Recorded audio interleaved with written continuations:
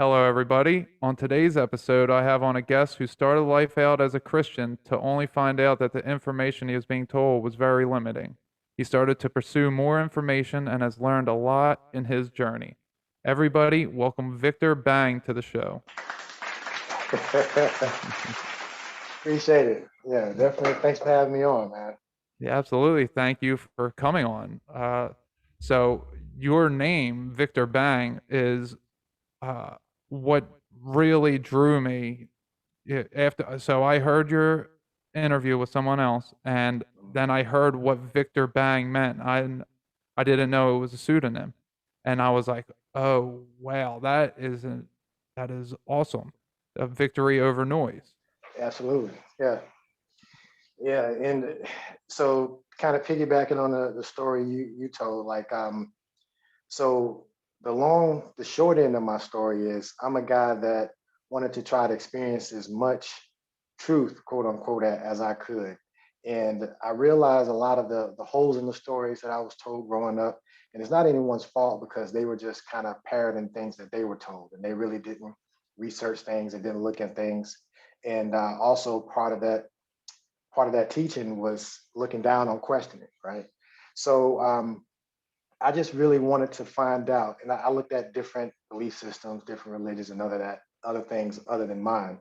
And what I wanted to do, the experiment I wanted to do with myself, is to say, what would I come to understand as true for myself, just based on me? If I didn't have any other outside influences, like what could I determine that was real and true for myself if it was just me? And then so that journey just led me to just peeling away the onion and peeling back the layers. And it got to the point to where it made sense intellectually, in my mind. And then one day in Everglades, I actually had my own spiritual experience. And then it was something that I knew for myself. And then from that point on, it was like, well, I want to share this. This is the good news that I think a lot of the religions uh, talk around, but don't really give you true access to it. And maybe they can, but having seen that and experienced that, and knowing it true for myself, and knowing I'm no one special, then I wanted to just share that. So that alias was because, and even in some of the biblical story, when these people have their transformations, they change their names like they're a new person, and I felt like a new person. I experiencing a new reality. So I wanted to, and plus my family, they still call me Mikey and all that stuff. My actual name is Michael, but they still see me as, in their eyes, I'm still Mikey, right? So, but I wanted to create something that was new and that wasn't out there. And then the name Victor Bang kind of came out of all the things I came up with, and I wanted it to mean something in victory, victory over noise, because there was a lot of noise to get through to actually get above the clouds and get above the turbulence to calmer skies, if you will. So that's how all that came about. And I love that name because it is the once you are victorious, you can be silent and people just know. I mean, it's you have the noise of everybody talking and telling you what the victory is, but you can see someone who's in the victory versus someone who's the noise. That's true. That is true. Yeah, it's Yeah. always those who are loudest are, well, how's the saying go? Those who are loudest. Uh, Yeah, I don't know the saying. I know what you're saying. I can't think of it offhand. But yeah, just because someone's making a lot of noise doesn't mean they actually know what they're talking about, or the noise they're making is valuable. Uh, right. yeah, yeah, absolutely. And it's funny that you said that you changed your name just like the in the Bible. You were talking about that, Saul. Everybody knows Saul became Paul. And I Yeah. interviewed somebody. Her episode will come out next week on the 4th of July, and she was given a spiritual name from Amy to Vera Shanti, and Huh. and I was talking to her, and my guides kind of told me they're like, yeah, just refer to her as Vera Shanti. You don't get she's not Amy any longer. And That's hmm. yeah, and for the last year for me, I've been getting the name Emmanuel, that I should be naming my channel. Like if I had a YouTube channel, I should name it Emmanuel. And so I meditate on that often, and I know that's the biblical saying that the second coming, the person's going to be named Emmanuel. And I see it larger than just myself.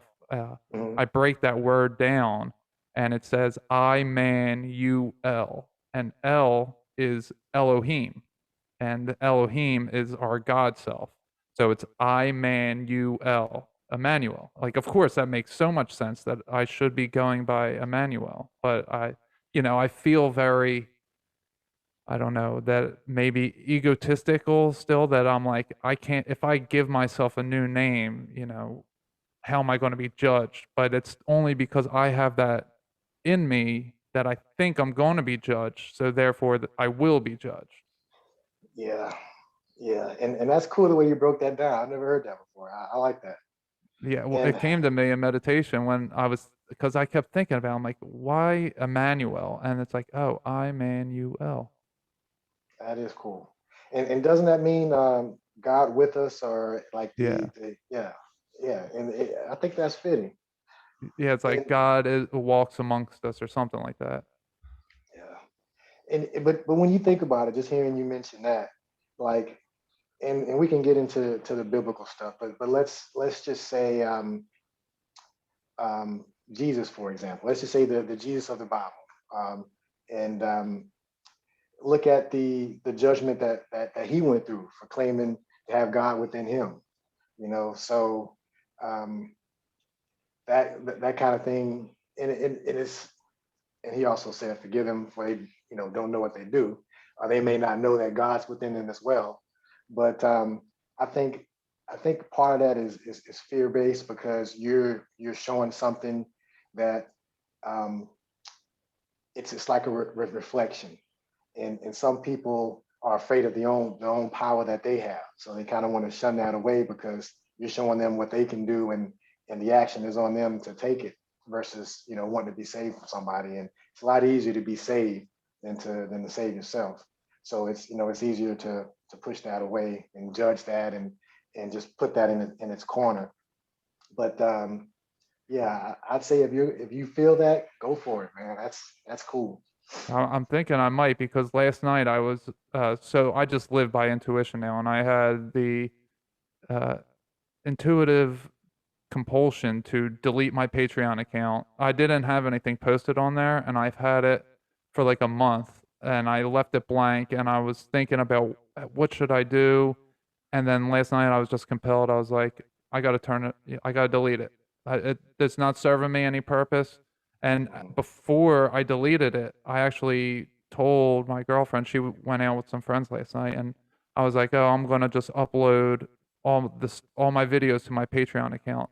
And then I ended up just having a fire, and as I'm having the fire, I was like, just got the intuitive thought, delete the Patreon account, and so that's what I did. So I intended to start out the night by uploading videos to it to add to it, and then as the night went on, my higher self was like, "No, actually delete that, because you're not going to do that." And it's like I'm going to do something with the name Emmanuel. I just don't know where it's going to be at just yet. That's cool. Yeah. Yeah, yeah. Life takes on a different. It becomes an adventure when you start to open yourself up to those kind of possibilities, and when you really have confidence in your higher self, and that guidance. And it could seem crazy now, but it in my experience, it always manifests in the right way at the right time. And once you see that, then it allows you to just step into that, or lean into that easier. And then you kind of change your direction. You're going with the current versus going against Yeah, absolutely. I feel all of that. And my whole life, I allow it to be everything, to be a synchronistic approach to things, that I just wait and see. And it's kind of like I don't know what I'm looking for, but as soon as I see it, I know it. it. Yep. It's kind of hard to live that way, on the outset of that. I used to have to be in control of everything, and I used to have to micromanage, to now just allow things to, okay, be okay with how they are, and that I'll know what I'm looking for when I see it. It's a vastly different look on life, but it's so much more rewarding. Yeah. Yeah, it takes a lot of patience too. That's one of the things that that I learned. Like, I feel I'm a pretty patient person, but just like what you said, just because it's a timing thing. Because yeah, you can jump the gun, but jumping the gun may not have the highest output or the best results. So you may have to wait, even though you know exactly what you want to do for that right moment. And it may look like everything is just everyone else is surpassing you, but you know it's being having the patience to know when it's your time to go, and that's easier said than done, especially when when you want to move and you want to continue to grow. For sure. What you were just saying, living your own life, and not comparing yourselves to others based on how they're doing. I really learned that through the Bhagavad Gita. I delved into that, and I listened to it on uh, as an album. There's something I looked up on Spotify, and it was like 17 different chapters. And I listened to it maybe like 3 times in the first week and then another few times the next week, and it really helped me understand. There's one part in there that says, "You can't do someone else's job for them. No matter how good you are at the job, you Mm, can't do it for them." And that was probably about 6 months ago, but it's really hitting home to me today in that it means I can't try waking someone else up by going up to people on the street and, trying to wake them up. I can't live their life for them. I have to allow them to come to their own understanding at their own time. yeah, so true, so Yeah. true. The Bhagavad Gita really helped me with that. I mean, it helped me with a lot of things, and it's a really cool concept that it was uh, about advice to somebody who was going to battle. But it really, really helped me with that because I feel like I was going to battle accidentally. That I was, because we were talking here before the interview started, before the recording, and I was saying how last year I was trying to wake people up. So I felt like it kind of was a battle in that I'm trying to get information to people who didn't want to receive it. And then once I listened to that, I realized it's not a battle. It's just in me that I'm battling myself. Yeah, yeah, it's a different perspective because you can see the things that are going on outside, and you see all the things that could be better and the things that are happening behind the scenes and in front of the scenes that may be obvious to you that other people don't see.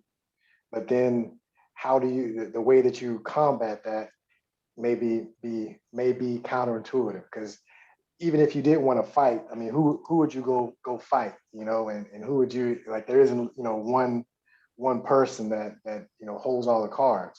But if you change your perspective on the battle and become a better version of yourself, that is quote unquote fighting as well, because you're just like that light behind you, you're shining that light, and that helps illuminate the other people in the darkness. And then that's the one thing that they don't want to happen. So it's a shift too, because I used to want to, and I wanted to be specific. Like if I was gonna, you say I want to swing for the head of the snake, you know, if I was to do anything and not just chop at the tail. And the most of the stuff that we see is just the tail of it.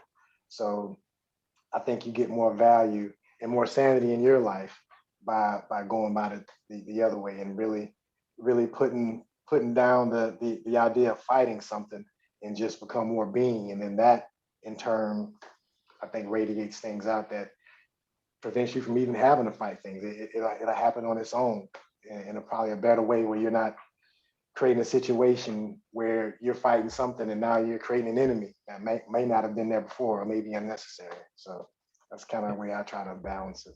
Yeah, and what better way to show people that what you speak is true than by being the example, like you said in the beginning, being that example. And this is what the agnostic Christian teachings by Paul were mostly about, was don't do anything other than be a loving, non-judgmental person all the time. And if you and your family can do that, and then you do that for your neighbors, help them become that, then you help the whole community become that, then the entire world will become that. And Mhm. that's what hit the crux of his teachings that I like anyway, uh, are about, is just to be what you speak of. Don't speak of it. Victory over noise. Be the victory. Don't be the noise. Yeah, yeah, yeah, yeah. It's there's a lot of preaching and not very much practicing what's being preached, and it's almost like we've gotten so accustomed to that that we've accepted that as well. You know, that's normal. Like to me, that's not normal. That's not genuine. And you're gonna make mistakes. We're gonna make mistakes, and that's one thing. But to do one thing and to say one thing and to do another, and you know better. You know, you got common sense and you know right from wrong. Um, yeah, yeah, we should stop allowing that. We allow that in religion, we allow that in politics, you know, and we've come accustomed to it, but it doesn't have to be that way. You know, we have the power and all of that. I think once we realize that, I mean, like I've thought about like how would the world change and look? And I I think it's less complicated and easier than a lot of people think it is. You know, I don't know exactly how it manifests, but it's really about taking control and power back and being involved in the decisions that you make, and then as an individual, and then as a collective as well. And if you're genuine, if you're honest with yourself, and if you communicate, then I think it'll level itself out. You know, especially when you realize that there's no one that's on a pedestal that you should put on a pedestal above you, and there's no one below you. You know, if you can come to that point and understand that the the ideas that can be had, you may not have the best idea, you know, and you should want to take the best idea and build on that, you know, and not have a prideful sense of it has to be for me or it has to be my way. I think if we can get to that point, then everything else will just flow naturally, and we can change this thing overnight. I mean, I don't think I don't think it's as difficult as people may think it is. Yeah, I agree with that. And I'll say that if you and I are having a conversation and it's your idea, even though you're you, you're still me, you know, because we are I am. Right. So it doesn't really, it's just an egotistical, a lower density, egotistical 3D thing as like, oh, I want it to be my idea. You know, I Yeah. want the glory. And it's something simple like that. It's an immoral behavior to want the glory in that sense.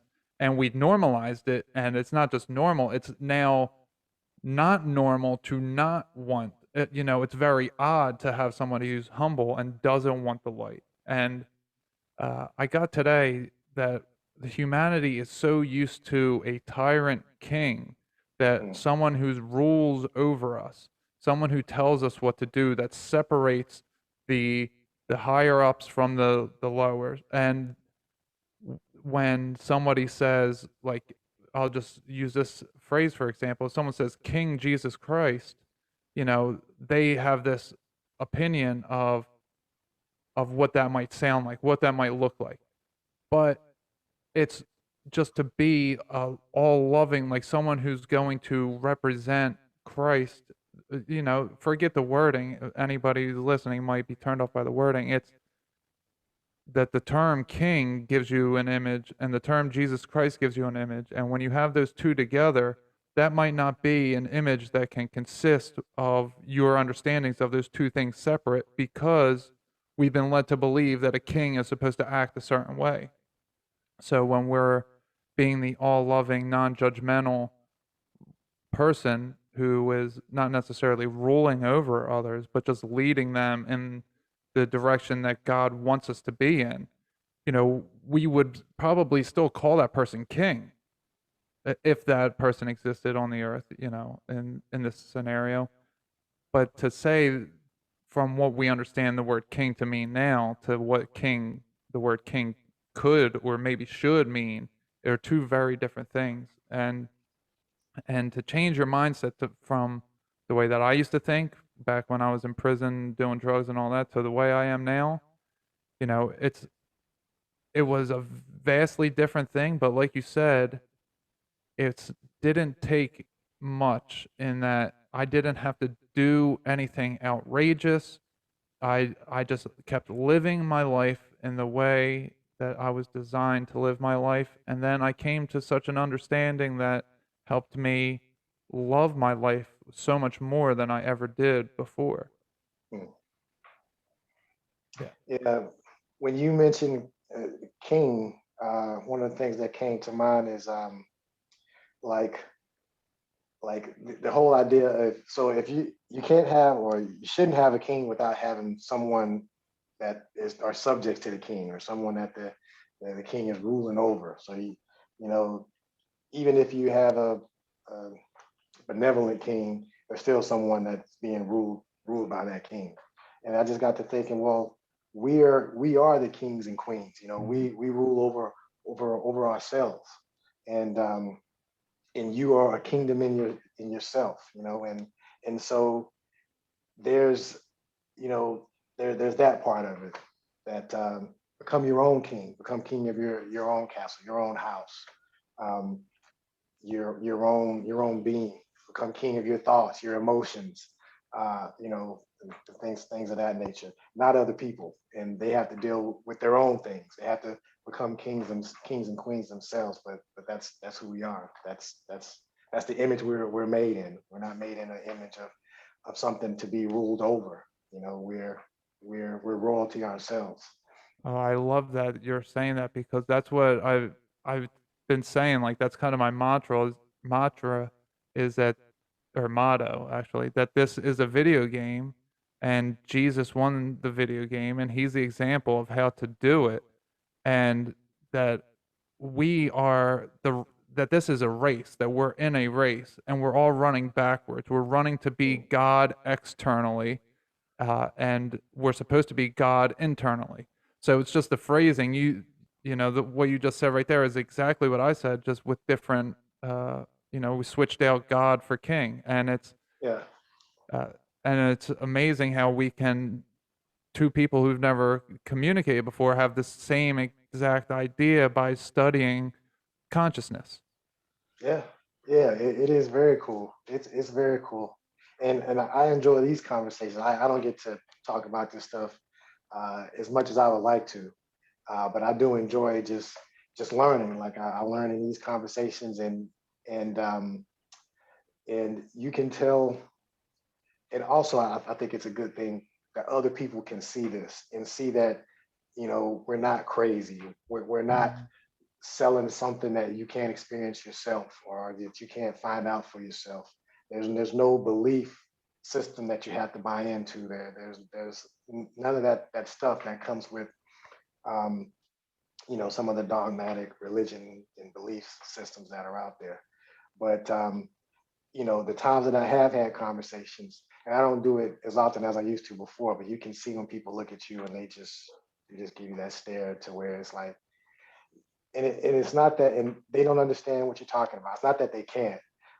They definitely can. They have the mental capacity to. Um, for one, it's something foreign to them. It's something that they're not going to be preached on or talked about in their church. But two, it's also something that I see that they're not interested in.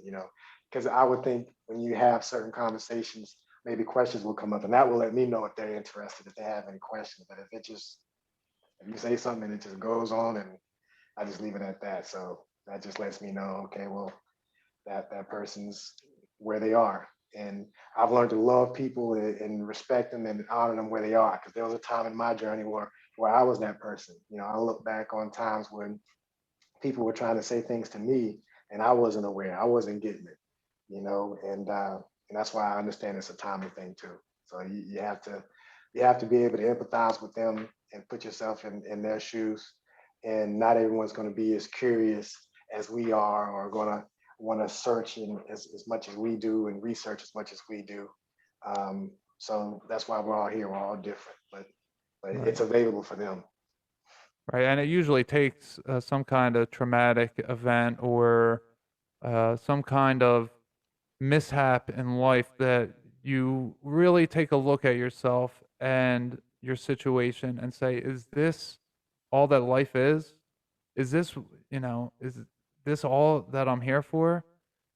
So, my show, I like to talk about the healing part of the awakening and how we got to understand the types of things that we're discussing now. And, what was that moment for you? Maybe not once, there's never one moment because the awakening process is a lifetime thing.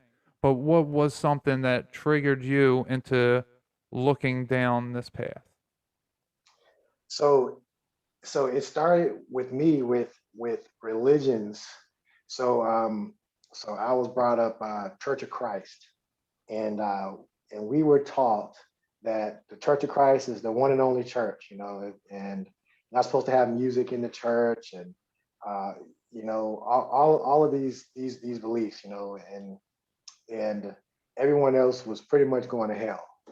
And and I remember having a thought about my grandma who was Catholic, and my grandma helped raise me, and very loving lady. And I was thinking to myself, like, do y'all think grandma's going to hell? Like grandma, like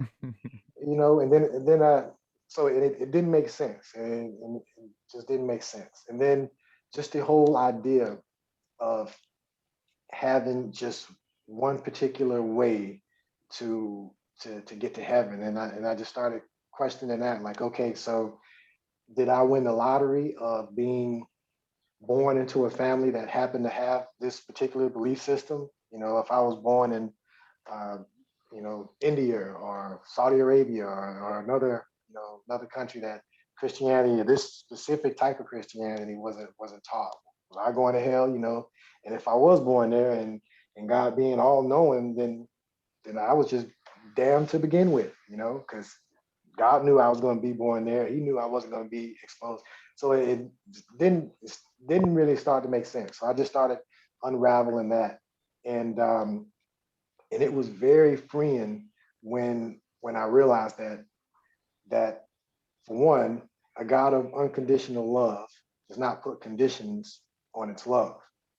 And a lot of the premise on these religions are doing things to get God's love. Well, that's putting a condition on love that's supposed to be unconditional. So that in itself should make you kind of wonder, well, that doesn't make sense. And then I used to give people the analogy, I don't have any children, but if I did have a child, or you may have children, or your listeners may have children, just think about what's the one thing that your child can do that will make you want to punish them forever. Like what could they do? If you love your child, what is the one thing they can do in a lifetime that will make you want to punish them for eternity?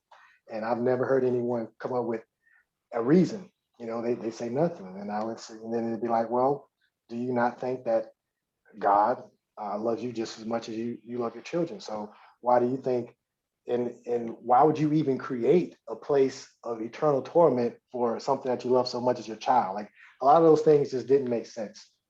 So the first I guess the first benefit in my sense was getting rid of the fear of hell, and that was a big relief and a big weight that was lifted off me, and that's one that I desperately wanted to share with my family, because I don't think they realize, because it's still on them, how freeing it is to not have that, that fear, and that constant, and also the self-esteem, just thinking that, well, you're made a sinner, and like, no, you're made in God's image, like you're not made inferior, you're not less than. So those are some of the things that really helped me, and since then it's just like it opens the doors to different possibilities. But those are two of the first ones that come to mind, because that was a heavy weight of this hell that was just waiting on you, and you just have to walk this fine line, or else you're gonna go there, and you only got a lifetime to walk it, but you're gonna burn for eternity if you don't. Well, So I've been thinking about that recently for for whatever reason, like I said, things just come to me, and I've been thinking of how that was misinterpreted by Christianity, misinterpreting that if you have to believe in Christ in order to go to heaven, and if you don't believe in Christ, you go to hell. It's a Christianity took a true statement and they put it at the end of your life that when you die, this is where you go. But it's a true statement in that when you are alive, Mm, if you do not believe in Christ, if you think that you are the greatest thing and that you have all the answers, all the control, you will quickly find out that you're in hell because you have no control.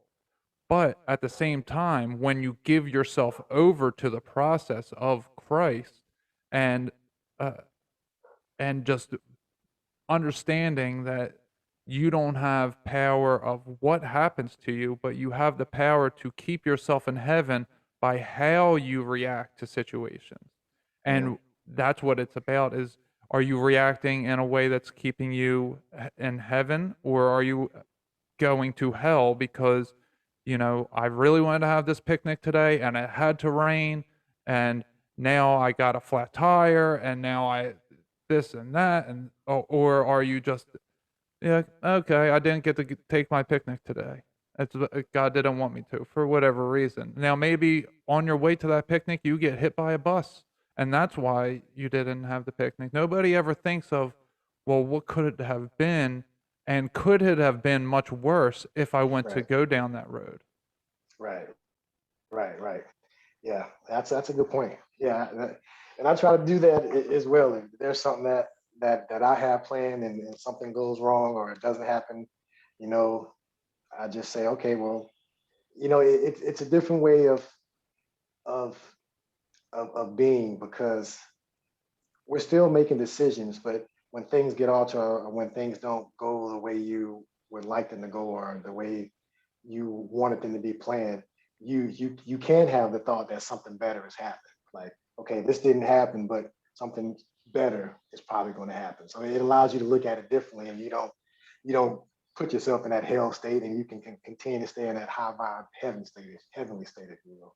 Yeah, it's like understanding that you're being protected. It's like if you're a little kid, say you're 2, 3 years old, you don't really know what fire is, and you want to go touch it, and your parents stopping you from doing it, and you're like, "But I want to do that," and they're like, "No, you really don't," and you start fighting about it, and it's, the kid's on the floor throwing a temper tantrum. It's like, "All right, go ahead, go touch the fire," Yeah, yeah, and they touch go it. touch the fire, and what happens?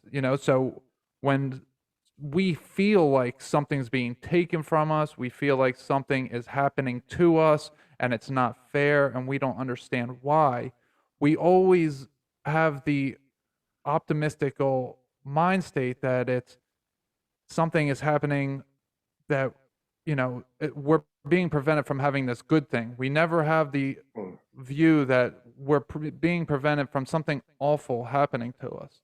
That this has to happen in order to have something better because you're being protected from whatever that is. We don't know, and we never look at it that way. We always think that that picnic would have been the best picnic ever, and now my day is completely ruined because I didn't get to have my picnic the way I wanted to.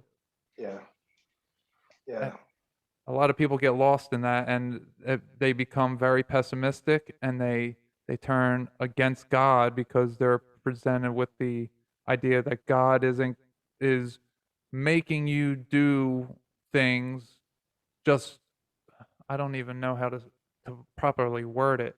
That you're just going about your life and nothing is stringing together. That every single day is its own new different thing, which it is, but it also strings together. And what happens to you this month has been leading for the last several months and years. And it's not, when something bad occurs, it's not that it's just that bad thing. It's that you're being protected from something worse occurring, and it's hard to wrap your mind around that. yeah, yeah. And it gives you a different perspective on the terms good and bad. Like if like that person using the picnic example, well, in their mind, it might be bad that something happened that prevented them from going there, but they may not realize that that prevented something else from happening. So what they quote unquote said was bad was actually good. So I try to, those labels can get tricky. But one of the things I wanted to mention as well, like that you said, is that part of the journey is realizing that the good thing is like it's actually here and now. It's not like somewhere else or something else or something or something outside of this moment right here. And part of this world that we live in, you always gotta have something to do something, or it's always something external. But we fail to realize that whatever happiness that you think you're going to have in the future, like you can have right now. It exists right here and right now, and you may not have to have what you think you need to be happy. When you really examine it, you have everything you need to be happy right here and right now, regardless of what your situation is. A lot of people lose sight of that and think that it's something that has to happen in the future. Yeah, yeah, like, we all have gotten to the stage that we've gotten to, like, anybody listening to this, no matter where you are alive, and you have survived everything that life has thrown your way, and that's because you've been protected the entire time, and God's not gonna stop protecting you at this moment just because, for whatever reason, you're not gonna stop being protected, so even when you die here, which what we call death, is just an energy transfer to somewhere better. That, that you don't necessarily have to go through life the way that we do, because we go back to, I guess we go back to source, uh, or there may be other options, but we go somewhere where it's not so difficult, where this place is struggle in order to find yourself, to love yourself, to become one with yourself again. And once you're one with yourself again, we come back here eventually because we want to learn what it's like to not be one. It's an ever repeating cycle. Yeah, and I've seen and heard a couple things that kind of talk about, let's say the souls that are here, that are incarnated here, and that you can call it Earth School if you will, but that the beings here, the people that are here watching and listening to this, are the brave ones, the ones that actually explored the depths of the ideas of separation and the ideas of not knowing who you are, and all of these things. I don't know if you've seen the movie Soul, the Disney movie. Oh, it's So beautiful. yeah, yeah, yeah. It was a good movie, and but that soul didn't want to incarnate. It just, hey, why? Why would I go down here and You're talking about be in this? 22, right? That's his Yeah, name. yeah, Yeah. yeah, yeah. So and I don't have a way to prove this, but I've seen and heard and read things that kind of hint towards not all souls, would want to do this experiment that we're in now. So just being here just show that you're brave enough to explore the depths of not being who you are, and you're just like stretching a rubber band, from one point to the other. But part of that journey as well is when you let go, when you release that one rubber band, and it comes back together, and that's an experience in itself, and no one else can have. You can only have that experience here. When you stretched yourself, when you've exerted what you needed to come here. So that's one of the benefits of going through that. Well, it's funny you say that because that brings to mind the way that I kind of see time is that or not time, but how Mandela effects occur is that it's one big ball. And when timelines shift, it's like somebody pulls out a piece of rubber band or the string ball, whatever, and then eventually it just snaps back together. That you Mm, ride the extra, say the ball's here and you have the string comes up and back here. Well, it has to come back here, so it does snap back in, and that's when that's what's been occurring is since 2012 is all these Mandela effects occurred because we have all these different timelines snapping back into the one reality. Yeah, yeah, yeah. Some of them have been, and I've actually seen some lately where they switched to one way and switched back. So that was pretty crazy to see that. There's some. So my thoughts on the Mandela effect is just that it's it's it's proof if you believe that your memories are valid. You know, some people would say, well, no, that didn't happen in the past, and you know, they kind of point to the flaws in their own memory.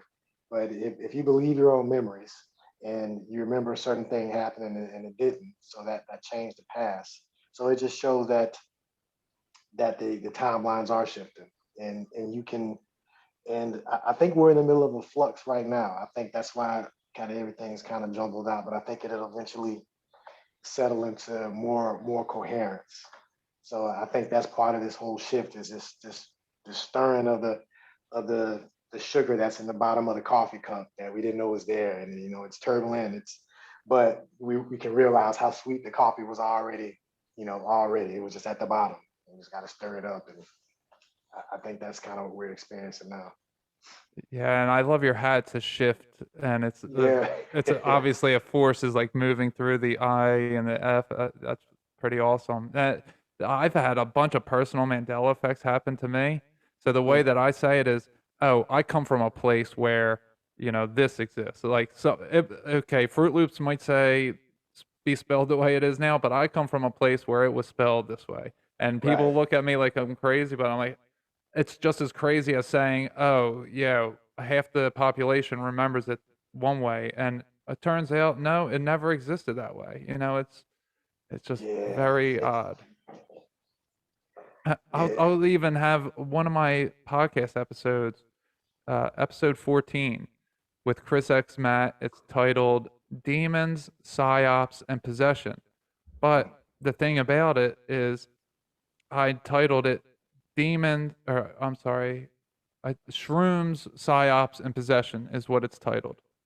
hmm, And I titled it Psyops, Shrooms, and Demons. And I have it in my, like, I have this little notepad thing on my phone where I have all the information for all my guests. And that's where I originally make the title is I go in my phone in that notes and I do it while I'm listening back to the episode to figure out what I'll call it. mm, And I have it on there as psyops, shrooms, and demons. And all I do is I take the information from there and put it on the podcast information. And somehow I ended up at a place where it's called psyops, shrooms, and possession. that's Like somehow crazy. I switched. I have another crazy one with this big Buddha poster, but it's a very long story. I told it on someone else's podcast. I'll probably have to tell it on mine at some point, but it was so many different things lined up where I have this Buddha poster and it's been up for months and months and months, and one day we all realized that the Buddha poster's not up, and instead there's another photo in its place, and it's like, wait, Hmm. how did that happen? Yeah, Just so many oddities happened with that.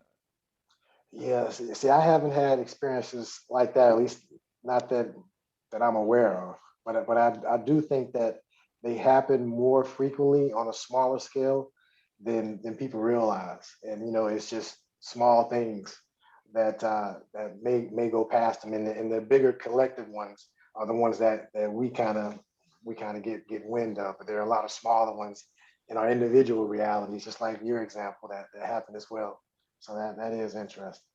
Yeah, the first time I ever noticed one was 2 years ago. I was at my apartment in Philly, well, just outside of Philly, and I went down to my car and I noticed the neighbor had a new car.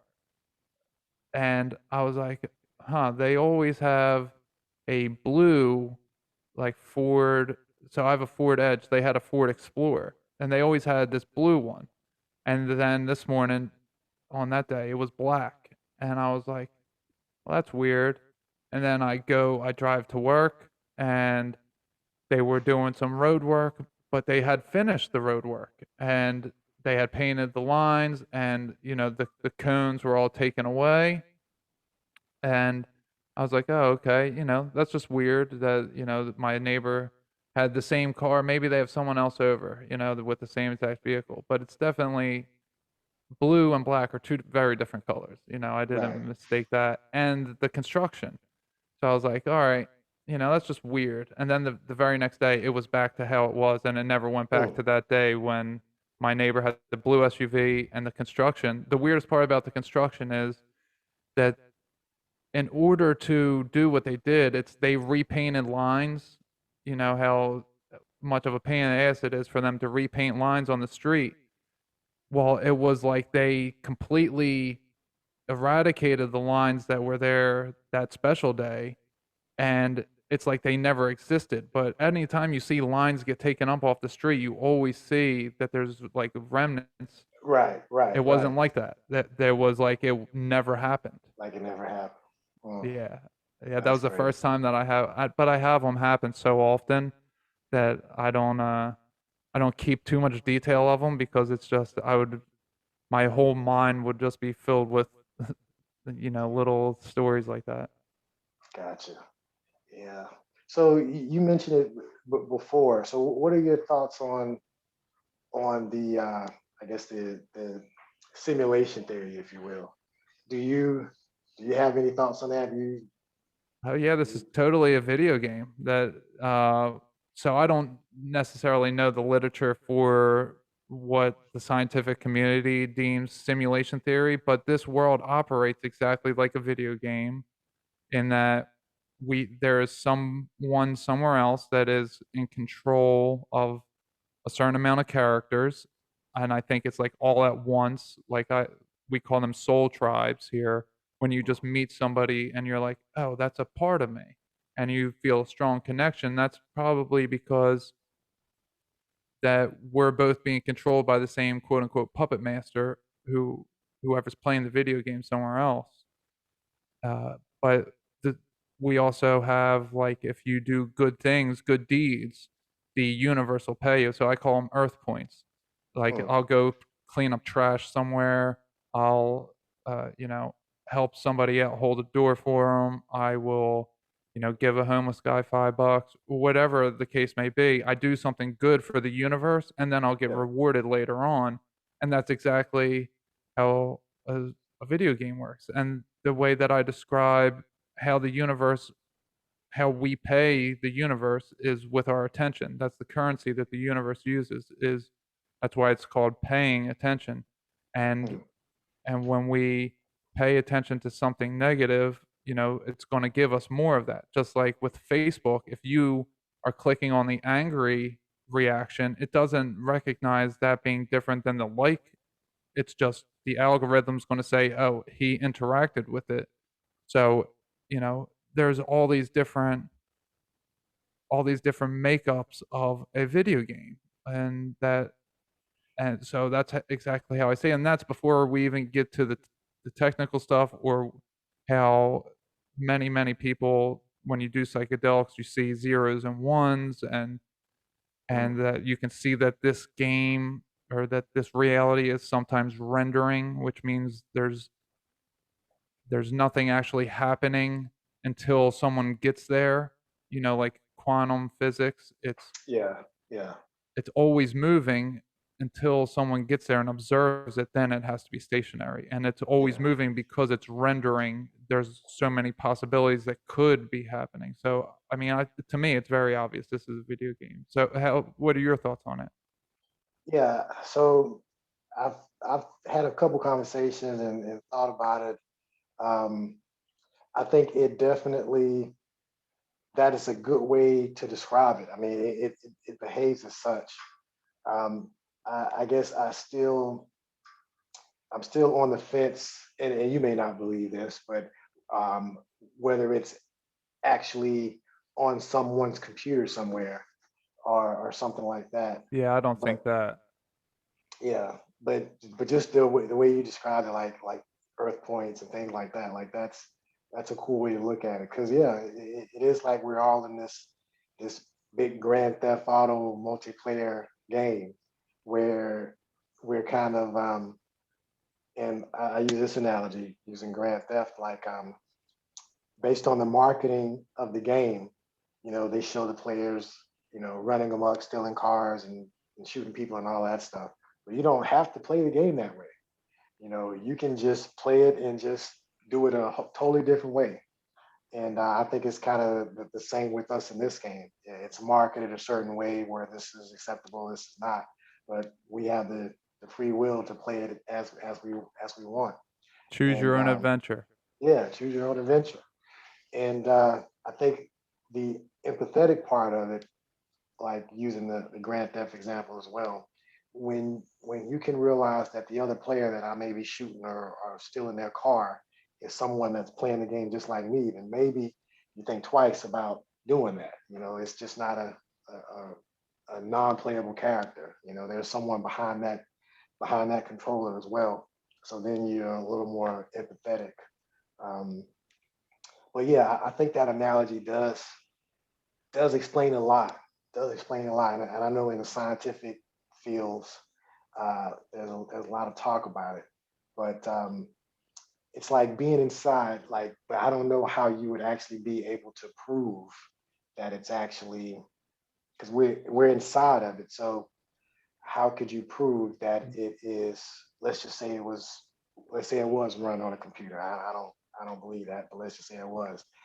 I still wouldn't be able to prove it one way or the other inside of the simulation or inside of the game. So I think it helps to describe things, and especially with nowadays video games being so popular, it's a good way to kind of relate things.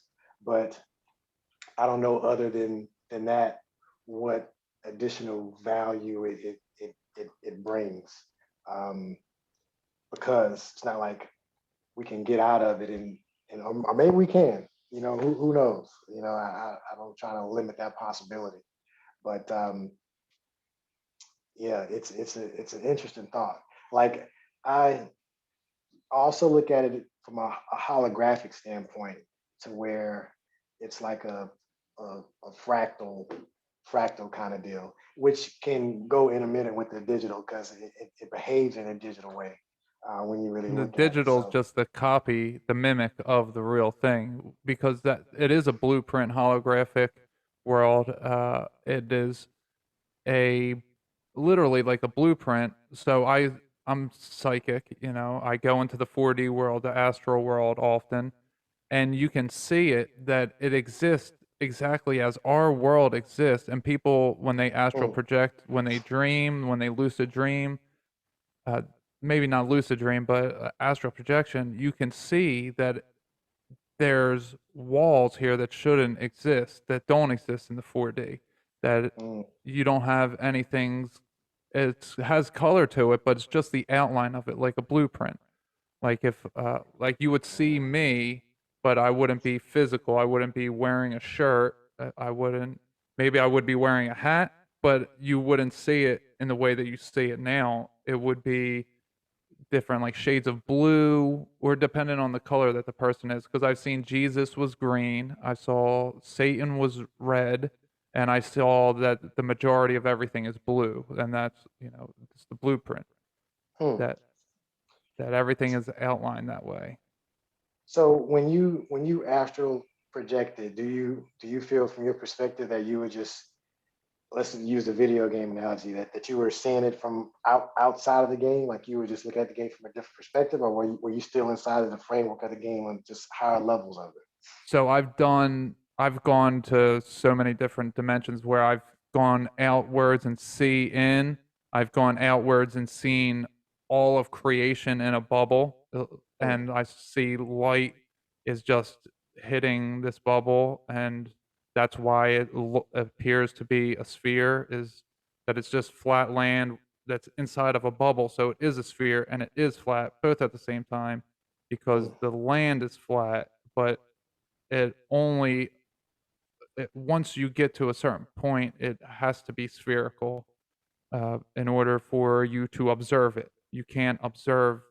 it if it's just a line. It just wouldn't exist that way. So it is that, but I've also when I go to the astral realm, the 4D, it's like I am me, and I am just I turn off the color basically, like someone just the walls all just fall down, and Mm, you see everything exactly the same, and all your dead relatives and everyone else that has ever been thought of all exist in that realm. Everything, all the bad, all the good, everything exists always, and they're there just sitting there waiting for us to remember.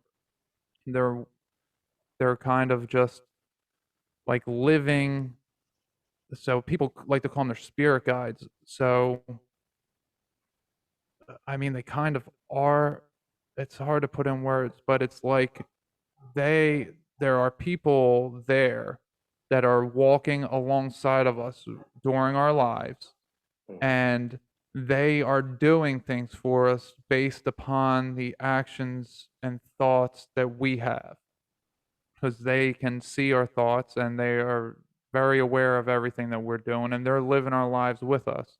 So say it's like me and my girlfriend sitting on the couch and maybe uh, a friend of hers just died. And so that friend used to come over at a specific time every day, say like Fridays at 7 o'clock, she used to come over. Well, Friday at 7 o'clock, if my girlfriend and I are sitting on the couch, well, her astral friend is going to come sit on the couch and she'll be with us for the duration that she normally was with us. And sometimes we can perceive those things and we call them ghosts mm. or, whatever you want to label it, but it's just the 4D world and we don't typically know that there is a 4D world. So does the relationship that you have, your girlfriend, has she was she in tune to these things before you, or did did have you shared experiences with her, or because I'm curious how that works, because some relationships to where one person can be more open than another and just not want to get into your personal business, but just Oh, curious how no, that. that's fine. I put everything out there. So she's been on the podcast a few times. We met through Twitter conspiracy type stuff last year, Okay. and I moved. So I met her 4th of July weekend, uh, which was last year. And 3 weeks later, I moved here, and it was 750 miles away. And just as soon as we met each other, we knew that we were Huh. meant to be. And That's cool. so yeah, so we have great discussions about this stuff all the time, and she very much supports me and allows me to be me on every sense of the word. That's awesome. That's awesome. Yeah, I haven't experienced that yet, but hopefully that's still in the cards with me, because I'm that would sure be it cool to is. be, yeah, to be able to have that bond and relationship and be able to speak about these things openly. That's cool.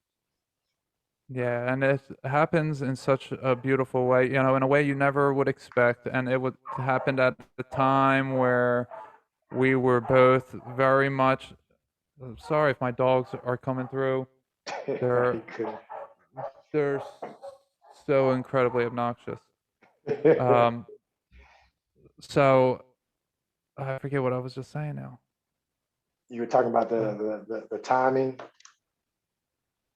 the timing yeah. of how you met. Oh, yeah. Just the way that everything unfolded. Oh, that I wasn't. Neither of us were looking for a partner. We were all at the. We were both at the point where we were kind of done with relationships, and we made peace in being by ourselves. And that's when it was like I kept telling myself for a while, I was like, "Oh, I'm okay being single," but I wasn't. I was just telling myself that like I still was had some kind of dependency that I could feel only once I didn't have it anymore did I know that I had it in me at that time when I was reflecting. But uh, it comes in the most special way for everybody, and it comes when you're least suspecting, and you know, it's like a combination lock.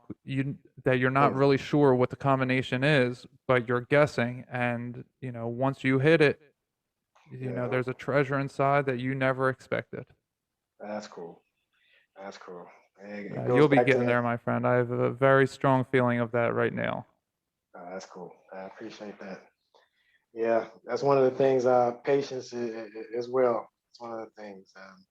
Like for me, it- like I've accepted that part of the journey has some solitude in it, and I've learned to kind of maximize that. But then there's a part of me that's like, you know, I want someone to share these experiences with, and it's just different when you're able to see something and experience something and have someone else there to experience it with and conversate about. Just adds another dynamic to it. Um, so yeah.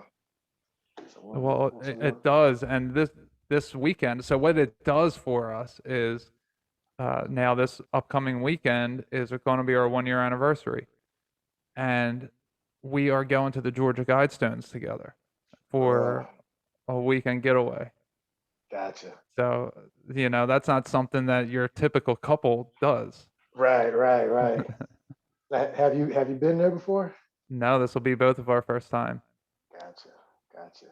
Yeah, that's one of those things that I had an aunt that went there and she took a picture of it and she posted it on Facebook, just here.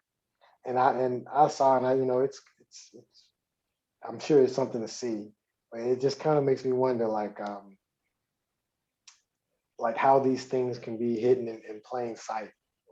Like just if me and you tried to put a monument of that nature anonymously somewhere, I mean, it would be very difficult, but it's there. So someone obviously did it.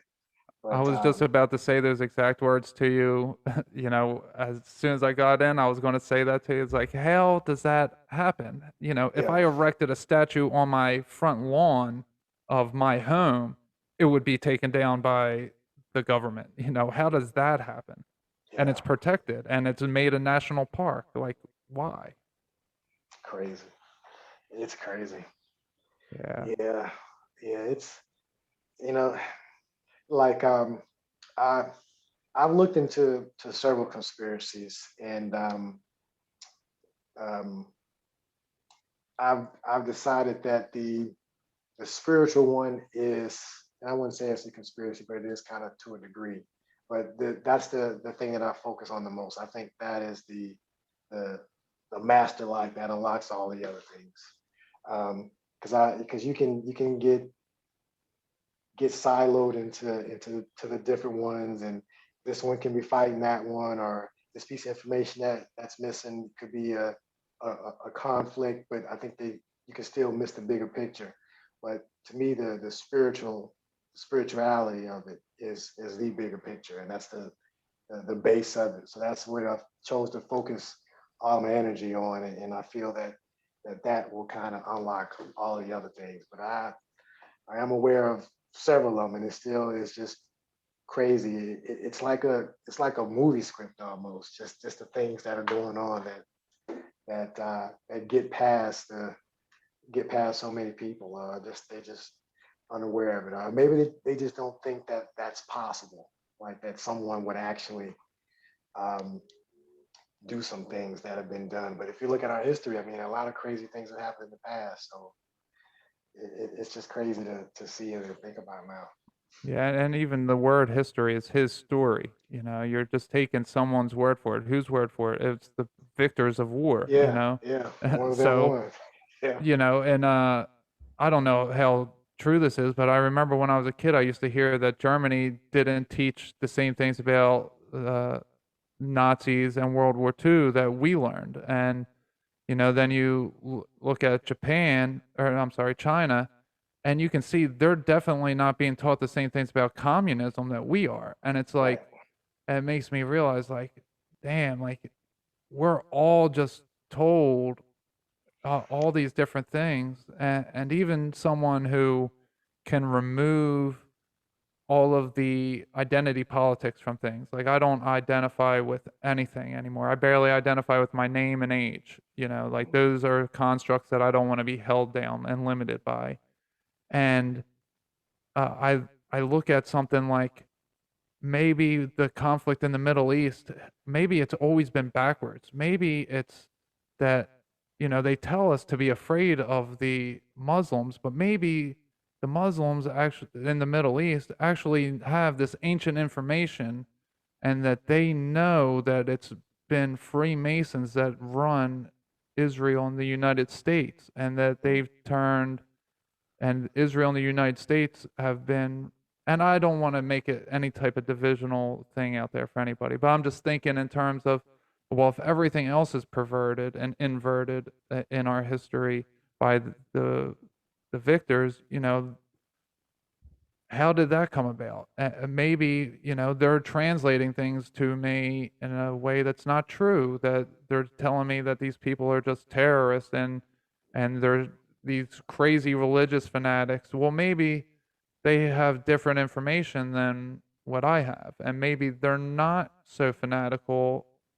Maybe the ones that kill themselves, suicide bombers, are, but who knows if they're actually Muslim. Maybe there's someone who's just pretending to be Muslim in order to make the Muslims look bad.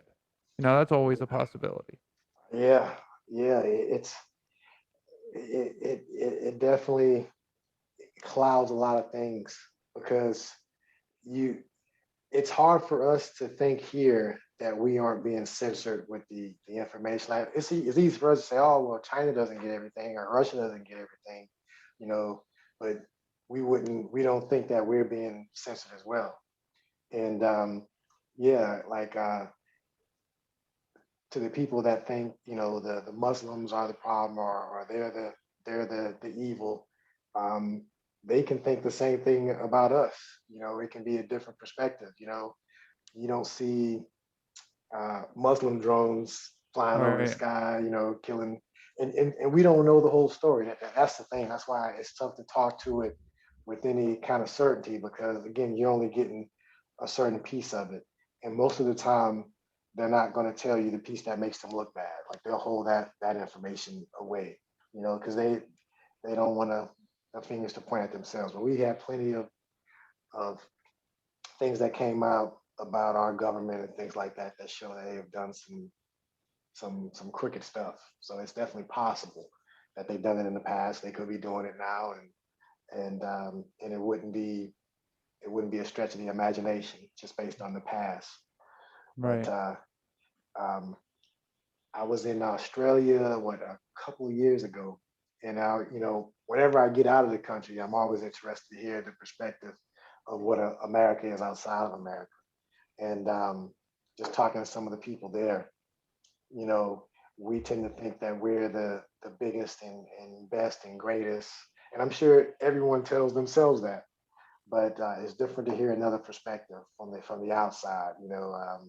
One of the things I've heard was the lazy Americans and things of that nature. So that's something that we wouldn't tell ourselves, but it's just part of that whole censorship. Well, and that also could be that area is heavily propagandized and calling Americans lazy, because Yeah, to label any group of people one way is one just way.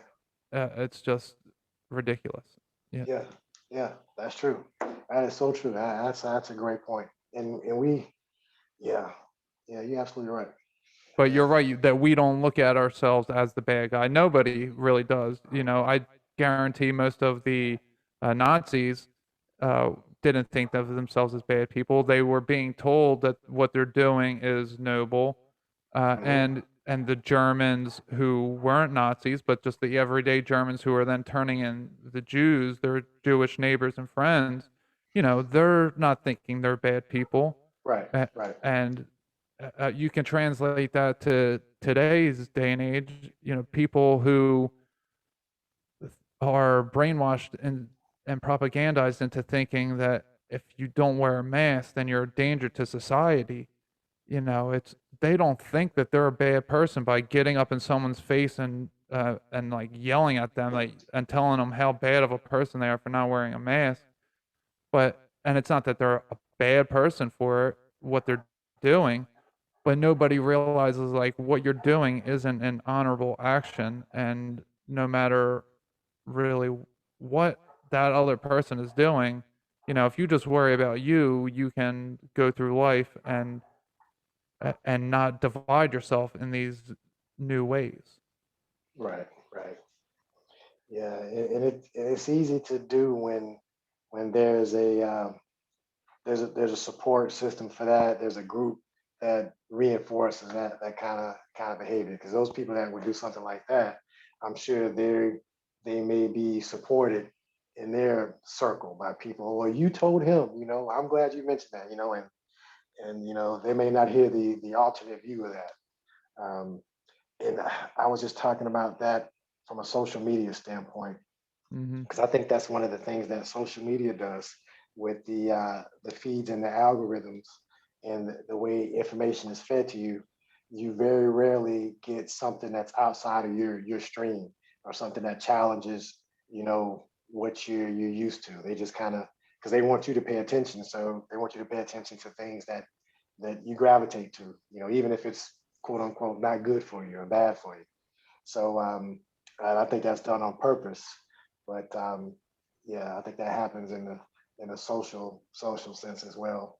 People tend to stay with groups that don't really challenge them. But if you're not challenged, it limits your growth. So you got to look at it that way as well. But Yeah, it's not, very true.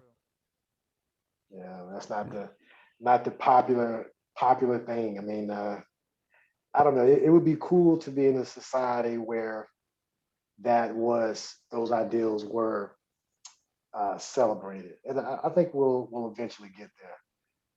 To where those ideals are celebrated versus the things we celebrate now. The materialism, the the ego, the things that we want to aspire to, the role models that are put on a pedestal now are not really about expansion or personal growth or any type of true fulfillment, and a lot of them are, playing a character as well. They're not really happy themselves, and so we're emulating someone that's emulating being happy. And it's just that cycle. I think eventually we'll get there. Who knows what the time it is, but I think we'll eventually get there. Yeah, I definitely see that too, and I love how you said that you're emulating because everything in here it's all mimicry, and you can see it with everything. I like to say it's there's a fake version of everything, and you take Mm, meditation. What's the fake version of that? It's medication. mm, You change out the cross for the crescent moon, the T for the C, and you have the fake version of healing is medication. mm. You That's you good. have LSD is the fake version of mushrooms, the natural product. There's so many fake man-made mimic versions of what is real, and like history is just a manipulation of someone's story. Science is uh, it's always that somebody wants to be the tyrant king, that somebody wants to be the one Mm, that gives you the definitive answer, that somebody wants to be the one that can access something that nobody else has access to. And that you have science where somebody comes to these conclusions based on mathematical equations that nobody else in the world can figure out, and it's like, well, is that person are they just making it up because they know no one else can figure it out? mm. Like, how do we actually know that that stuff's real if there's only a select few people who have access to the real information and they're all in on it together? Are they just manipulating us in order to fulfill themselves so that they can have better lives and we just are stuck here? Yeah, Yeah, I was thinking about science. Science today is, and science can be just as dogmatic as religion can be, and it's they can be I mean, all the same thing, it just because it's under the quote unquote science doesn't mean that you should accept it as true, because these are people as well, and people can have agendas and all of these things. And I've seen and heard some things where they're kind of saying science is becoming a new religion, but that doesn't necessarily mean that that's a good thing. You still should question. You still should trust and verify. Do your own research and have your own experience and conclusions. Just because someone is claiming to be a scientist doesn't mean that they actually have your best interest at heart either. I mean, look at all of the the scientific breakthroughs that have been created that don't do anything but destroy the um, destroy the earth or destroy people, kill people, all these things. I mean, that's done in the name of science, and they may not think long-term implications of that. So, and just like you said about the some of those scientists are are playing a game of intellect, and it's not even about helping other or benefiting. It's about showing how smart you are to other scientists, and that's a whole game in itself that does not necessarily benefit the whole. So that's something that I thought about as well. Yeah, it becomes a whole lifestyle thing when somebody not a lifestyle thing. It's more of a mindset that it becomes that you need to uphold a certain image in the public, or maybe not the public, just in people who know you at least. You need to uphold a certain image because the ego is telling us, like, oh, if you don't, if you don't outshine everybody at this event where you're meeting people, then you're a nobody and you're a failure at life. And so, therefore, someone bolsters themselves by exaggerating a little bit, lying a little bit, and uh, quite quickly, you go from one immoral behavior to normalizing that immoral behavior eventually. And then that leads to other immoral behaviors worse, technically speaking, worse than the first one, and it just goes on, and pretty soon you're very corrupt, and you're at a place where you have so much darkness in your closet that you're so afraid of the truth coming out that you'll do anything in order to maintain this image. Hmm. And I mean, it happens all the time that just regular people on the streets, they'll kill somebody for because they don't want a secret to be let out. And when it comes to somebody who has money, all of a sudden it's called a conspiracy theory, and there's no way that that could possibly be happening. And of Hmm. course scientists are unbiased, but the whole scientific method is to question everything, to change with the information, not to make the information fit a narrative. and Right, right. and science has lost its way in those terms quite some time ago. Yeah, yeah, yeah. It's become, it should be open. It should be inclusive. It should actively search for the things that proves it wrong. You know, it shouldn't hold on to its position and want to exclude things that may challenge it. It should really want to examine those things, and if those things are true, then you include that, because there shouldn't be a an idea that is held, or a possession of science. If the science is the search for truth, then you shouldn't limit where you search for truth. If you're a true scientist.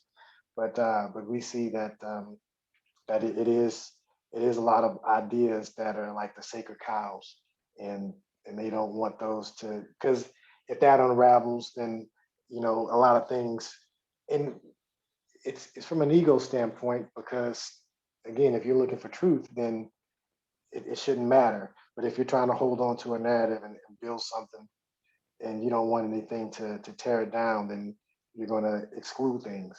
because you have possession of this. This is our idea. This is our thing. You know, we don't want anything to mess it up.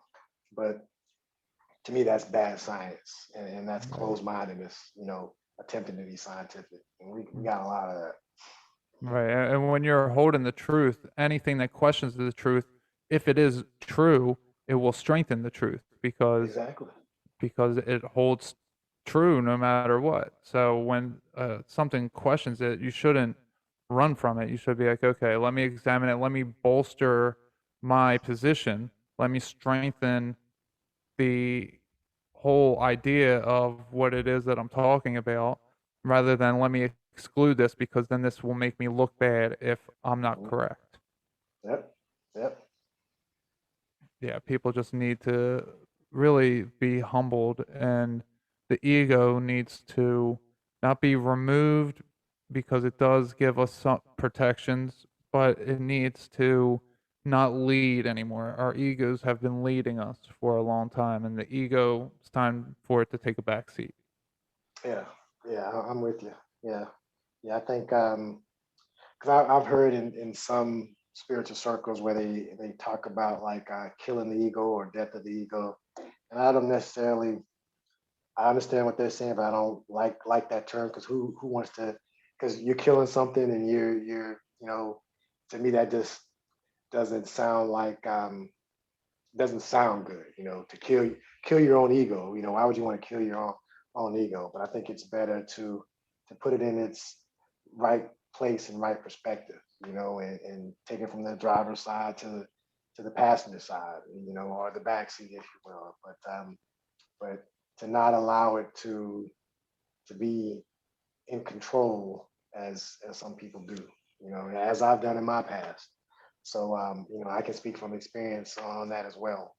But but now killing my own ego was not something that was a goal in my spiritual path. It was and it wasn't something that I was setting out to do.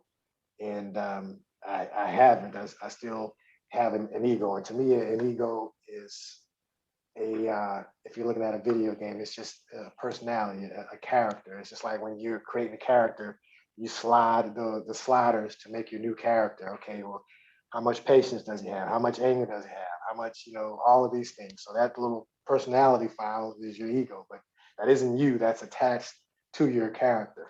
So when you can separate that and realize that you can control these sliders, or you can control how these sliders affect you. Because yeah, my ego may have a high a high I may get angry quick. I may get angry quick from an ego standpoint, but that's just that personality. I'm in control of that, and I can choose whether or not I want to allow that to happen or not. So it just puts it in a different perspective, but it's still there, it's still present, and I think it's there for a reason, just like you said. So that's kind of the way I look at that. That's a great description you had there. I did have this sense last year, maybe not the whole year, but towards the end, that I had to kill my ego. But that was because I had a lesser understanding that the ego was something separate from me that I could survive without. That I didn't have the understanding that you just had, because that's what I've come to know now is exactly what you just said, and that was perfect how you described it, because I have described it in a similar fashion where you get to have the attributes, you can slide them up and down Mhm. all you want, and you're in Yeah. control of it. Yeah, yeah, absolutely. Yeah, absolutely. Yeah, I was because I yeah, I've heard that as well, and the realization, the point that I've got to here is because I went through that process as well. So maybe people that are listening or watching could maybe benefit from that. You know, because my whole thing with the things that I've done is to try to be a resource or example or um, just a person that I would have liked to have seen during my journey. You know, the things that I put out and the information that I'm sharing is things that I would have liked to have known to potentially have saved me some time. And I know even though you can tell someone something, just like when you're a child and a grown up may tell you some things, you still may think they don't know what they're talking about, and you have to have your own experience. And then you say, "Oh well, they were telling the truth." There's some things that um, you'll have access to that you just won't accept, and they may register later. But there's some things that people can access, and it may save you time, may save you from going down that path. It may save you from the idea of, well, looking at it one way to looking at it another way. Just give a different perspective. Just hopefully helping on that level. Yeah, yeah, I love all that. Yeah, because that's what I'm trying to do. Is I am trying to speak to myself from before. Like Yeah. I wish I would have had this, and so that's just what I want to be. I want to be that light that is there. That when you're ready to look at it, it's on already for you. But it's not going to go out searching for you in the dark anymore. It's going to allow you to come search for it. Yeah. So one of the things that came to mind when you said that, and going back to Mandela effects, is, and this is an idea I like to play with, is is I think that you are doing just what you said, like how you're helping yourself in your past. So the you that's now, the awareness that you have, is communicating with your past self, and that past self is changing things that it did in the past, and those are the Mandela effect that you see in your current future. So that's Oh, okay. I the like that. confirmation that that person did something different, and you're seeing the effects of that. So that's a new timeline that past you split off thanks to the information that you're the realization that you're having now, and sending back, if you will. So Oh, wow. I really like that. yeah, yeah, and I think that's what we're doing as a collective as well. The people that are doing this kind of work are helping themselves, and who knows, that you in the past that changed that timeline could interact on a whole different level, and that's part of the collective that changes the bigger things that we see, or that you in the past that made that left turn instead of right turn is one of the reasons why you're in this relationship that you're in now, because of the things that, I mean, it's interesting to think about. But I think that's those Mandela effects are us seeing the fruits of our labor and changing the past, and we're kind of just seeing it shift now. That's perfect. Yeah, I mean, yeah, I can't add anything to that. It is just blowing my mind because it's helping me see some things that uh, the it's connecting things for me in that the past, the present, and the future are all happening now. So hmm, it's just that the past version is picking up on what I'm putting off, but I'm only picking up what the future version of me is putting off. So it is that I'm helping myself from the past because it's circular. And that's just, wow. That just yeah, helped me a lot, what you just said there. yeah. It's cool because then in the current moment, just like listening to your higher selves, and I mean that's potentially a version of you in the future as well, that has already went through or looked at all of the timelines, and if you're patient and all of these things, then you're able to not make the wrong decision, if you will, now, because you learned that one, and now you're listening to that, and then it's just kind of paying it forward. So you're getting Mm, information from your future self. So that prevents you from making as many mistakes. And now that awareness that you have now, you're passing that on to your past self to help correct those mistakes. And those corrected mistakes are Mandela effects that you see in the now. wow. So it's pretty That's pretty cool to awesome. think about. Yeah. It is. Yeah, that's a really good one. I want to get wrapped up here in a few minutes, but I just wanted to go back to when we were talking about the video game. I forgot Mhm. the most important part, the part that helped me, like thinking that the world's a video game. The part it's a very cool way to think of life and all, but the part that actually helps me is firstly it turns my life into a video game, and that I can control each little segment is a new challenge for me.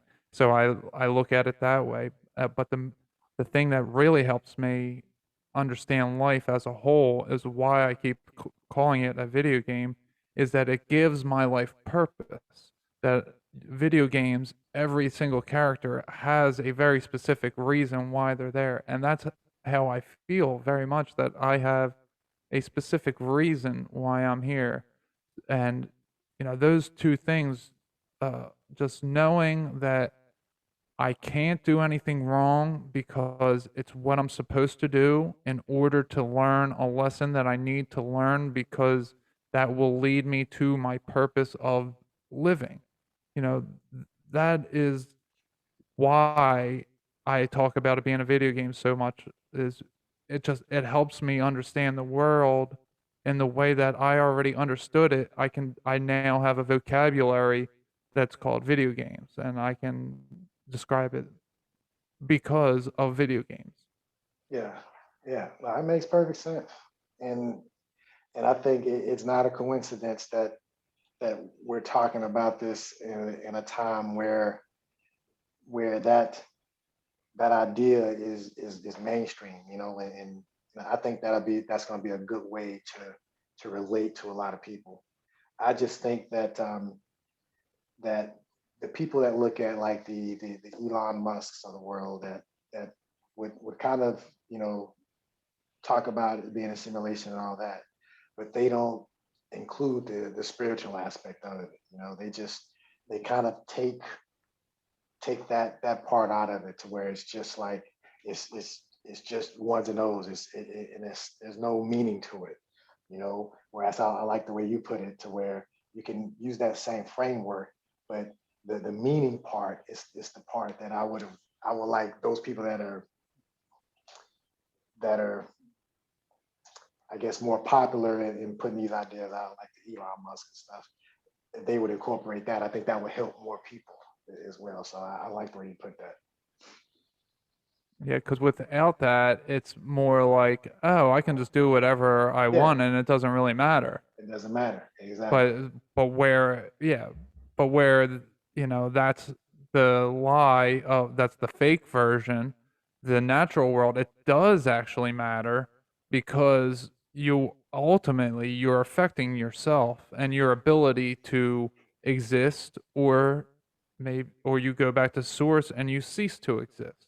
It's I, I don't really have the wording necessarily for what I'm trying to say completely, but it helps you if you don't know that your life has a purpose. Then it's very easy to do immoral things and say, "Oh, it's okay," because if you're thinking that everything I do is perfect, which it is, but only that doesn't mean that, I don't know how to say this, but I think we ultimately have the free will to do whatever we want to do. And if we continue to make immoral decisions that hurt other people in a way, I think in a sense that keeps us from going on as an individual ego, that we have to go back to source because we're not ready.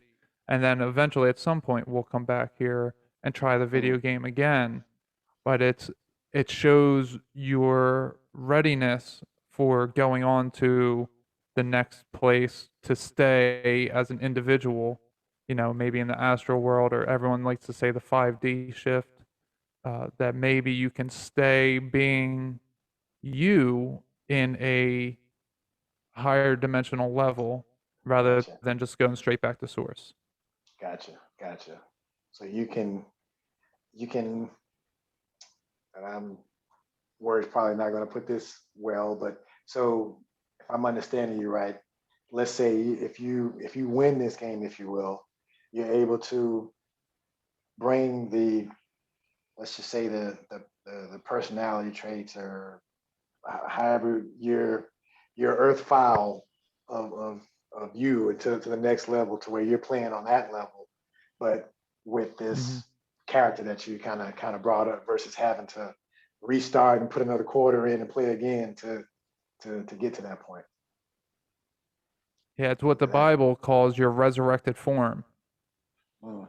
is that That's you transcend and you get to be eternal, rather than going just straight back to source. Because if it's basically the way that I say it, that if one piece of you keeps making the same mistakes over and over, and you see that it's purposely doing things,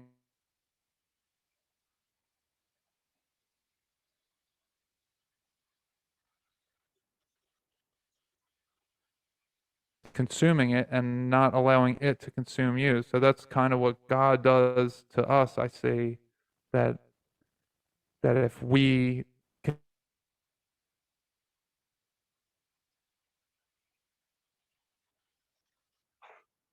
Yeah, I think the connection is going in and out on my end.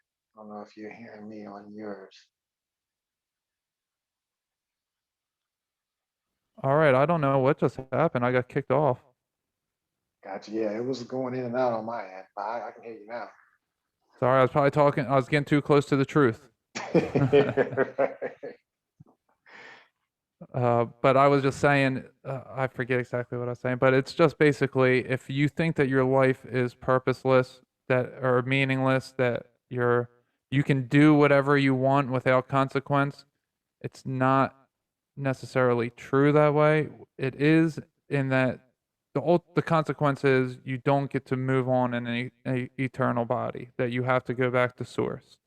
And those who are going to be in the resurrected state, they get to live on eternally as their individual selves.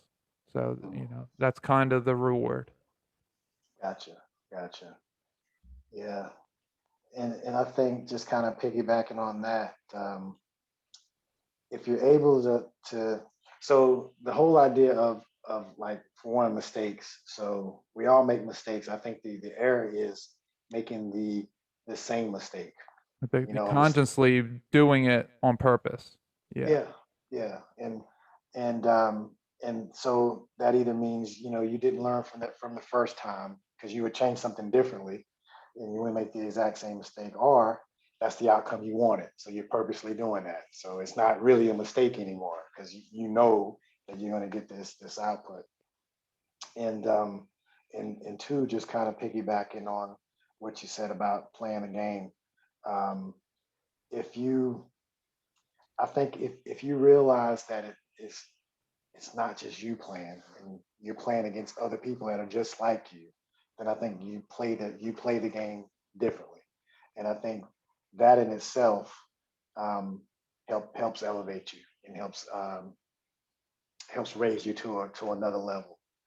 Versus if it's just me and it's all about competition and it's all about me doing what is going to benefit me the most in the game versus playing the game to where maybe there's a way where you can still quote unquote win it, but you can win it in a different way to where you're not stepping on the backs of other people to win. You can win in a different way. So that's Right. another Could way be to look at it. right, because we actually can't win on the backs of people. That's the lie, that people think that the service to self method can work. It can only get you to a certain point. It can't get you to the point that the service to others path gets you. It can't get you there, because Yeah. no matter what. Do you know the law one? Are you familiar with? Mhm. Well, they say you have to do 95% for service to self. 95% of the things are for you, whereas service to others, it's 51% you do for others. The It is nearly impossible to do service to self, because you accidentally help others all the time. Yeah. And uh, so if you're not doing something that is selfish 95% of the time, you don't win, and it's almost impossible to do it that much. So it's so much easier to do service to others. I'm with you. I'm with you 100%. Yeah. Yeah. So I think that's a perfect way to end this conversation. Do you have any final advice that you would like to impart on the audience? Final advice. Um, what would I say? Just it's your journey is going to be specific to you, but there are overarching themes that that apply to all of us. But regardless of what anyone says or what anyone tells you, you have to internalize it. It has to ring true to you. It has to make sense to you. It has to be applicable to your life, and that's the only way it's really going to stick. Otherwise, it's just someone else programming you and someone else telling you what you should do and how you should think and what's best for you. You're going to have to carve out this thing for yourself, and your slice is going to be very specific to you, just like your fingerprint, and it's supposed to be that way. That's why you're here, because you're unique in that sense. So don't be afraid to question yourself. Don't be afraid to challenge yourself. And there's nothing wrong with questioning or challenging. There's nothing wrong with that. And the truth doesn't fear any question. So anyone that is afraid to ask questions or for you to ask questions of them, then that should be kind of a red flag, if you will. And and in my opinion, if you're able to take that stance, then the rest will come easy because you'll be open to it. And you'd not accept everything. You'd be open minded, but you would examine it. And then if it's good, it resonates, and it's applicable, then you incorporate that, and that's one more block that you add to your foundation, and just keep moving from there. That's perfect. Yeah, I don't think I need to add anything to that. Yeah, this was such a good conversation. I'm so glad that we Oh got yeah. to connect as quickly as we did. I had your episode downloaded from Expanding Realities. I had that downloaded for a while, and I guess uh, new ones, different places that I follow, different episodes I follow, or I mean, podcasts that I follow, whenever they upload new ones, it automatically gets downloaded on my phone. So it kept pushing yours down lower and lower. And I didn't realize it was down there. And then when I found it, it was, everything's divine timing. True. Everything in my life is synchronistic. And when I came to you was right when started having the understanding in my meditations of what victory over noise meant for me, to be the silent champion. And it was when I heard, oh, that's a pseudonym, and oh, that's what it means is victory over noise. I'm like, oh, I got to talk to this guy. Okay. And then your name is Michael. That's a very biblical name. And I like to, not that I'm a Christian, but I like the Bible. And when little things like that occur, I'm like, oh, it's just the universe give me a little wink and a nod. Yeah, absolutely. Yeah, I appreciate it. And just to end on the synchronistic note, like we're recording this on the 27th, and that's a very synchronistic number for me. Like that occurs all the time. That's to me, that's almost like I look at that as like my mile marker on this journey. It kind of is 27. 27. Yeah, and it happens to be the number of books in the New Testament. It happens to be for my sister. Her birthday was on February 27th. Her name is Angel. It's in my social security number. It's in a whole lot of that. I see it all the time. And when I was scheduling this, I didn't realize that today was the 27th, and because I was just picking the time during the weekend, so we just happened to do this on this day too. So, like you say, divine timing. So it Oh all well, lines up at the end. that's amazing. That is amazing. I love all the synchronicities that life has to offer us. Yeah, yeah, Uh, absolutely. so, do you want to tell our audience where they can find more of you at? Yeah, you can. So there's a website, victorbang.com, VIKTERBANG. You can see I post stuff on YouTube, well, not Facebook as much, YouTube, Instagram, even TikTok. A lot of spiritual stuff. That's really what I'm about, raising consciousness, all that good stuff. So yeah, you can follow me on any of that, and we can connect. I love talking about this stuff. But Oh, that's definitely appreciate it. Yeah. Well, I will definitely put all that stuff in the show notes, and I love having you on. I mean, I'm very appreciative that you would come on. You're a very knowledgeable guy, and I like to have a diverse group of guests, and a couple episodes ago, I had a pastor on who was a very spiritual man, and that's why I was even led to having a pastor on. And now today, I have on someone who left Christianity. So it's like I'm trying to cover all the Yeah, spectrums, and I connected with both of you equally as well. You know, it wasn't like there was any differences amongst us at all. And you know, so I like to bring that to somebody who might have a dualistic line of thinking of it has to be this way or this way, when it's like that can be any way. exactly, exactly. And that's awesome that you're doing that. I think people are going to benefit from seeing you have these conversations, and I think that's part of what we need to do. Have more of these in the open. So appreciate you doing what you do. Yeah, and hey, maybe we'll have to have you on sometime in the future too. This was a great conversation Oh yeah, we're gonna have to do it again. That's for sure. for sure. All right, I'm gonna end the recording here if you want to hold on for a minute. Okay. All right. All right, everybody. We will talk to you later. Bye.